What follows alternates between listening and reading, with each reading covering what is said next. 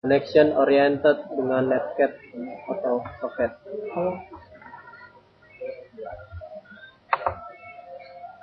Socket Flow of Event Connection Oriented Server.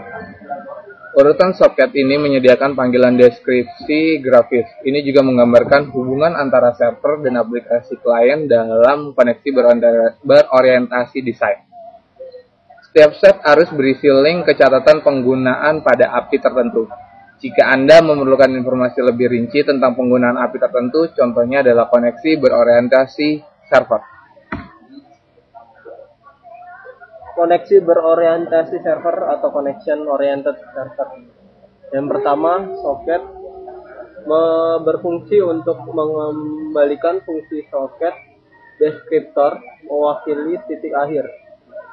Pernyataan itu juga mengidentifikasikan bahwa INET atau Internet Protocol dengan transportasi TCP akan digunakan untuk soket ini.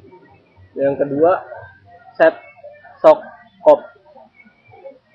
Fungsinya untuk memungkinkan alamat lokal untuk digunakan kembali ketika server di restart sebelum waktu tunggu yang diperlukan berakhir.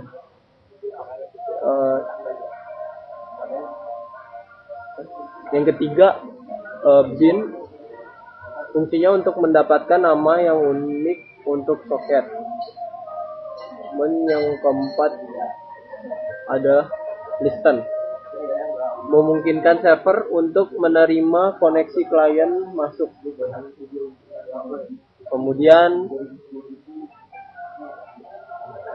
accept berfungsi untuk menerima permintaan koneksi masuk. Kemudian select berfungsi untuk memungkinkan proses untuk menunggu untuk sebuah event terjadi dan untuk bangun proses ketika peristiwa terjadi. Dan yang terakhir adalah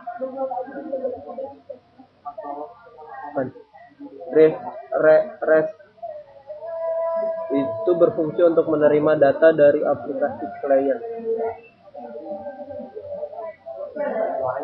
Kemudian send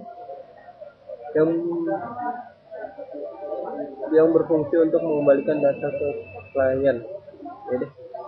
Dan close yang berfungsi untuk mengakhiri semua deskriptor soket yang terbuka.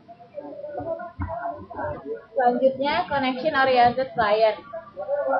Fungsi yang pertama adalah soket, di mana soket ini berfungsi untuk mengembalikan soket deskriptor mewakili titik akhir. Pernyataan itu juga mengidentifikasi bahwa INET protokol alamat keluarga dengan transportasi TCP akan digunakan untuk soket ini. Selanjutnya, fungsi get host by name. Dalam program contoh klien, jika server string yang akan dilewatkan pada INET address fungsi bukan desimal bertitik alamat IP, maka diasumsikan nama host dari server. Dalam hal ini menggunakan get host by name fungsi untuk mengembalikan alamat IP dari server. Selanjutnya, fungsi connect. Fungsi ini digunakan setelah soket deskriptor diterima. Fungsi ini digunakan untuk membuat sambungan ke server. Selanjutnya, fungsi scan digunakan untuk mengirim 250 byte data ke server. Sementara itu, fungsi receive digunakan untuk menunggu server untuk mengembangkan 250 byte data kembali. Dalam contoh ini, kita tahu bahwa server akan merespon dengan 250 byte yang sama bahwa kami hanya dikirim. Yang terakhir, fungsi close. Fungsi ini digunakan untuk mengakhiri semua deskriptor soket terbuka.